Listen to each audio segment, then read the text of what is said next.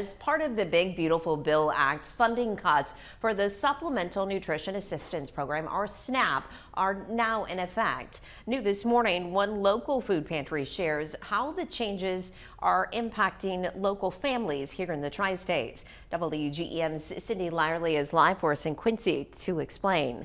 Sydney, good morning.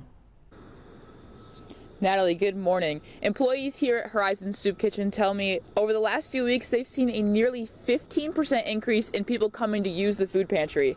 SNAP provides benefits for families who are struggling to use at the grocery store. Horizon's executive director says with the rising cost of food prices and utilities, more and more families are struggling to handle their expenses. Expense is really putting families into crisis. It makes the addition of the SNAP benefits going away even more critical for families, again, who are just making ends meet.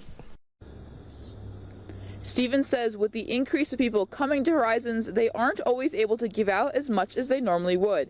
She adds Horizons doesn't currently get any help from the state and relies mostly on donations from the community. Natalie, back to you. Sydney, thank you. Coming up in the next half hour, we look at the struggles that Horizons employees see in the community and what you might be able to do to